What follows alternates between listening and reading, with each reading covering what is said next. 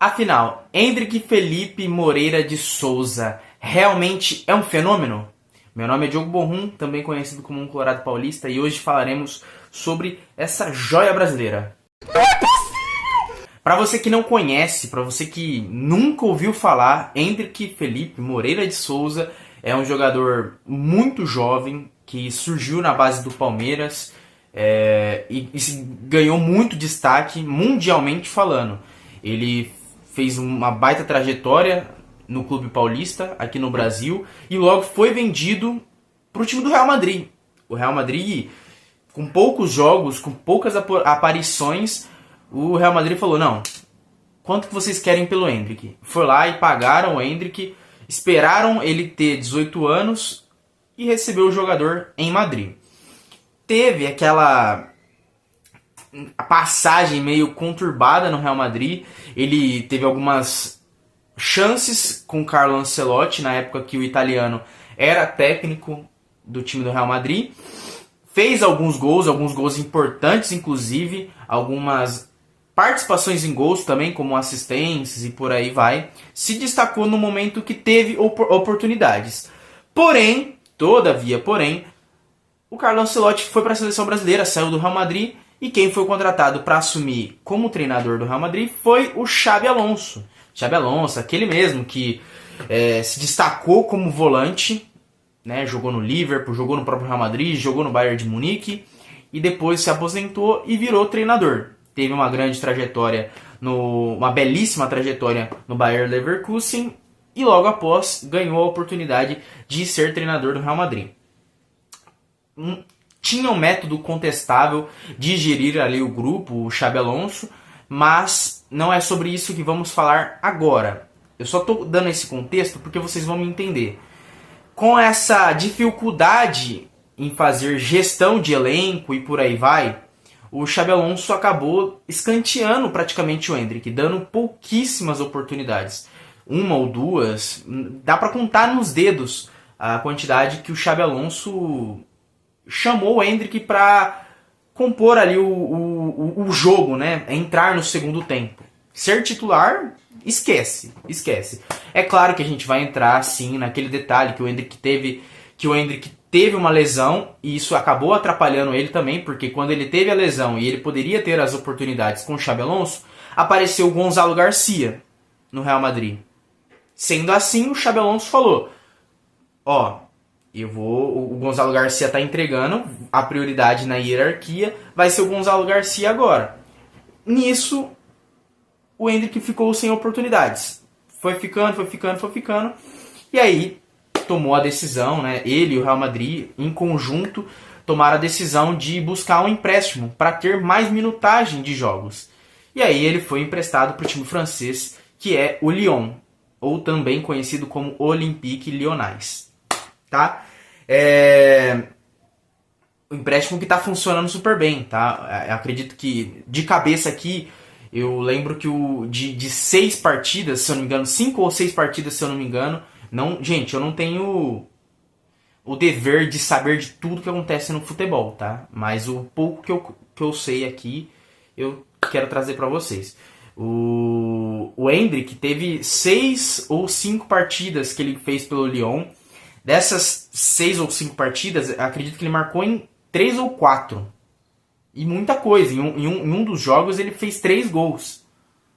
É loucura. É uma média muito boa. Ele já é a cara do time do Lyon. Acredito muito que o time do Lyon joga ao redor do Endrick, joga em favor do Endrick, por conta de toda a habilidade, de todo o potencial que ele tem.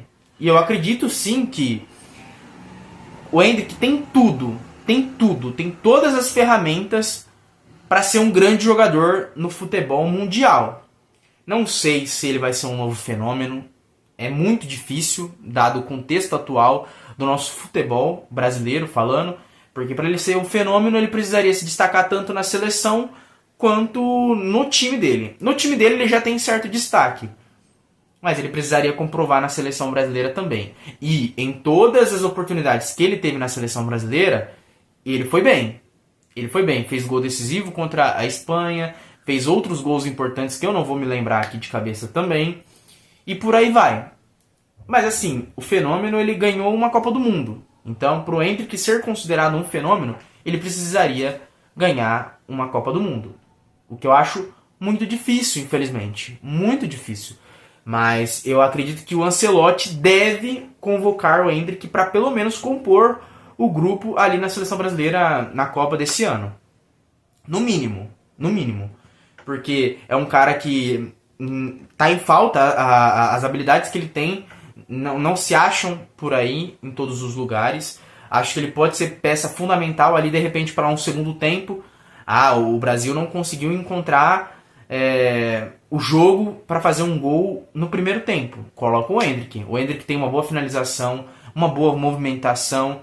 Ele é muito jovem, então assim, apesar da pouca idade, ele é muito forte fisicamente. Muito forte fisicamente. É claro que ele ainda tem para um centroavante, ele ainda é baixo, né? Ele tem uma baixa estatura, então isso não é muito culpa dele, né? Mas tem outros jogadores que têm uma alta estatura, então por isso que num jogo, vamos ver se o Brasil não está funcionando na tática, vamos colocar chuveirinho na área. Não sei se seria a melhor opção colocar o Endrick. Ele tem a estrela, ele tem o destaque, ele tem aquele negócio que a bola procura ele e acho que funciona assim. Acho que funciona muitas vezes. Mas não sei se na cabeça do técnico vai fazer sentido colocar o Endrick nesse tipo de contexto. Precisando de um gol de cabeça, precisando jogar a bola na área e por aí vai. É certo que o Endrick tem que estar no grupo da Copa. Não estou falando que ele é titular, até porque eu não acho que ele é titular. Acho que hoje, na verdade, o esquema que mais funcionou na seleção brasileira com o Ancelotti é um time sem um centroavante de ofício, sem um cara fixo na área. Acho que, e na hierarquia, o Endrick está atrás, né? Hoje no ataque teria Rafinha, Estevão. Eu acho que quem briga muito também é o Vinícius Júnior no ataque. Tem toda aquela polêmica do Neymar, se ele vai para a Copa ou não. Mas se o Neymar for para a Copa, ele vai ser um dos caras para ser ali o titular. O João Pedro do Chelsea, querendo ou não, ele tá na frente do Estevão nessa hierarquia. Aparecem outros nomes que correm por fora, né? O Richarlison, que é muito contestável a convocação dele ou não. Tem o Igor Julião, que tem feito boas partidas com o Brentford. Por fora também corre o Gabriel Jesus, que voltou a se destacar pelo Arsenal e todas as vezes que ele ganhou um certo destaque com uma certa sequência de jogos e ele esteve bem fisicamente, ele foi convocado.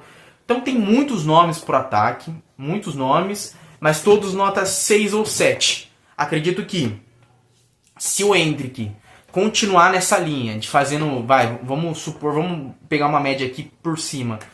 Se ele fazer um jogo sim, gol, um jogo sim, um jogo não, até a Copa, eu acho que ele tem inúmeras chances de compor o elenco e de repente até mesmo cavar uma vaga no time titular.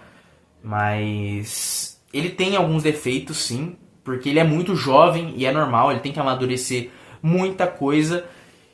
Mas apesar dele ter que amadurecer muita coisa, ele já tem uma cabeça muito boa pro futebol, muito boa. É um cara muito resiliente. Ele mesmo disse que no período que ele esteve afastado ali no Real Madrid, esteve afastado é muito forte, né?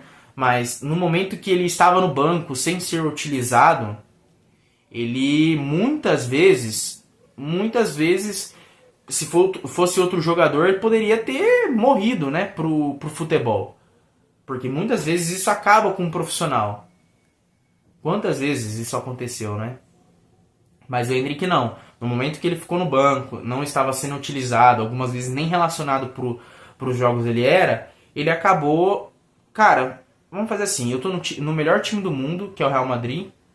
Eu vou aproveitar esse tempo, já que eles não estão me relacionando pros jogos, eu vou construir minha casa, eu vou focar no meu casamento, eu vou conquistar minhas coisas do meu lado sentimental e vou construir uma base sólida para, depois de um dia difícil no trabalho, chegar em casa e ter minha torre, né? O meu lugar seguro, meu porto seguro, entendeu? Porque é assim, gente, é assim, a família, querendo ou não, É o porto seguro, muitas vezes, na vida de um jogador, na vida de um homem. Tá? Isso eu falo com o máximo de convicção possível. E eu acho que o Endrick tem tudo, novamente, o Endrick tem tudo para se tornar um fenômeno no futebol mundial. Só que ele precisa ganhar Champions, precisa ganhar a Copa do Mundo, precisa ganhar o máximo de títulos possível fazendo parte do time. Fazendo gols importantes, assim como ele tem feito pelo Lyon, assim como ele fez em vários momentos no Real Madrid e no Palmeiras também. Acho que é muito cedo para cravar qualquer coisa, assim como a gente já fez com o próprio Gabriel Jesus, que eu citei no vídeo, com o Alexandre Pato, e por aí vai. O Endrick já demonstrou muita coisa. Ganhou alguns títulos importantes com o Palmeiras, sendo um dos protagonistas. Então, assim, bola ele tem. Agora tem que ver se isso é só momentâneo ou se pro resto da carreira dele ele vai ser aquele cara que manteve um alto nível, assim como o Mbappé, assim como o próprio Neymar, assim como o Messi e entre outros, tá? Acho que ele não provou ainda nada que ele é um fenômeno. Ele não é um fenômeno ainda. Tá muito longe para ser um fenômeno. Mas se ele manter essa resiliência, esse bom futebol, que ele mostrou já inúmeras vezes, tanto na seleção, mesmo pela pouca minutagem, ele mostrou um bom futebol na seleção, e nos times que ele passou, eu acredito que ele tem totais condições de ser um fenômeno um dia no futebol. Porque, e sendo sincero, hoje em dia, na nossa geração, é muito fácil ser considerado um fenômeno. Muito fácil. Porque a gente tá carentes de fenômeno no futebol mundial. A gente está muito, muito carente. Muito carente. Estamos muito carentes. Isso é fato.